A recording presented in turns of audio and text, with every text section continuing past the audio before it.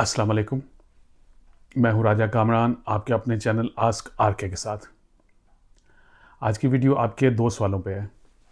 एक सवाल ये है कि किस पेपर को अपोस्टाइल कराना है और किसको मोफा से अटेस्ट करवाना है, और दूसरा सवाल फिर वही है सिस के बारे में, शेंजन इंफॉर्मेशन सिस्टम SIS। इसके बारे में मैंने काफ़ी तफसील से बताया हुआ है, लेकिन आज दोबारा इस पर बात करते हैं और ख़ास तौर पे इस जो मसला किसी ने भेजा है इसके मुताबिक बात करते हैं। तो सबसे पहले बात करते हैं कि कौन सा डॉक्यूमेंट एक्सक्यूज मी पाकिस्तान से अपोस्टाइल करवाना है। कौन सा डॉक्यूमेंट है जिसे मोफा से स्टैंप्स लगवानी है जैसे पहले अटेस्ट करवाते थे। तो एक बात क्लियरली समझ आए, काफ़ी दफ़ा मेरी पुरानी वीडियो को आप देखें, उनमें मैं आपको बता चुका हूँ कि आप किसी को भी अटेस्ट नहीं करवाना, सिर्फ अपोस्टाइल करवाना है। उसके ऊपर लगा के वो पीछे जो मोहर लगा देते हैं, एक QR कोड लगा देते हैं जिसको मिनिस्ट्री की वेबसाइट से चेक किया जा सकता है। किसी पेपर को किसी तरीके से भी जो पाकिस्तान से आ रहा है उसको आपने मोफा से पहले तरीके से मोहरें लगा के रसीदी टिकट लगा के इसका टेस्ट नहीं कराना, सिर्फ अपोस्टाइल करवाना है।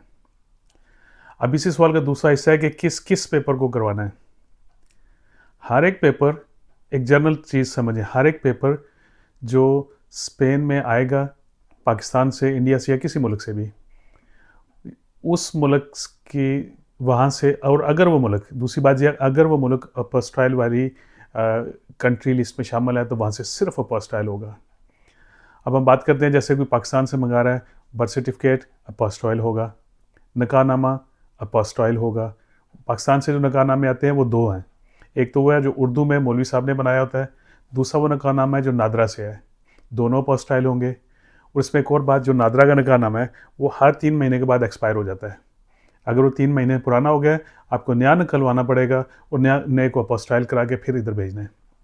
बर्थ सर्टिफिकेट है, निकाहनामा है, पुलिस करैक्टर सर्टिफिकेट है, मेडिकल सर्टिफिकेट है, यानी जो भी चीज़ पाकिस्तान से आप भेज रहे हैं वो यहाँ पे अपोस्टाइल हो के आएगी।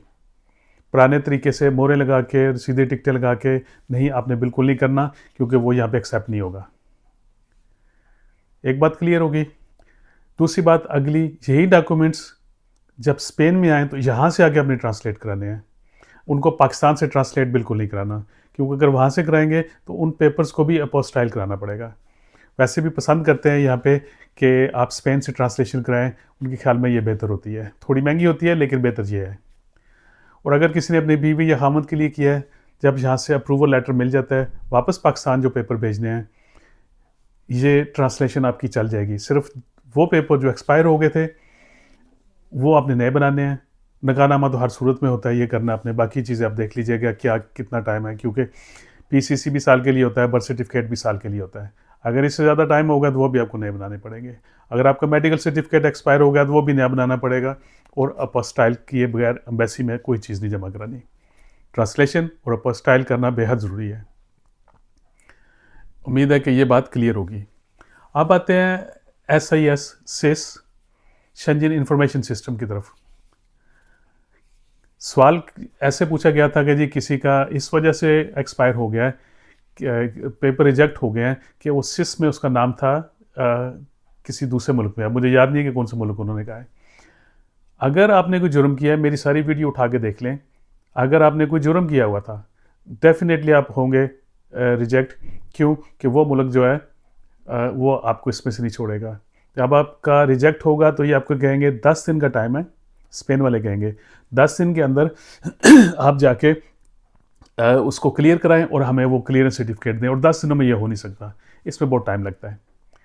अब अगर आप कभी किसी से लड़ाई झगड़े में शामिल हो गए हैं, छोटा जुर्म है, लेकिन आपके ख्याल में शायद ये हल्की बात है, लेकिन ये जुर्म है कानून के मुताबिक।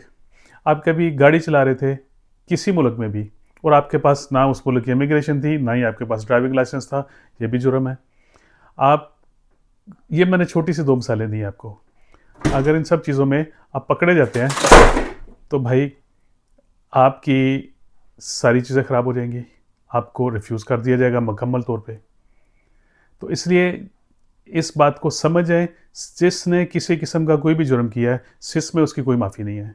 मेरी सारी पुरानी वीडियो देख लें, मैं बार बार ये बातें करता रहूँ। तो उम्मीद है ये सबको समझ आ गई होगी, और जिन्होंने कुछ किया है शायद मेरी वीडियो से परेशान भी हो जाएंगे, और परेशान होना भी चाहिए क्योंकि उनके पेपर रिजेक्ट हो जाएंगे। तो कोई और सवाल हो तो ज़रूर पूछिएगा, मैं जवाब देने की कोशिश करूँगा। और सेम सवाल बार बार ना पूछें, कमेंट्स पढ़ लिया करें या कोई प्लेलिस्ट देख लें, उसमें भी मौजूद होते हैं। मिलते हैं अगली वीडियो में, तब तक के लिए अल्लाह हाफिज़।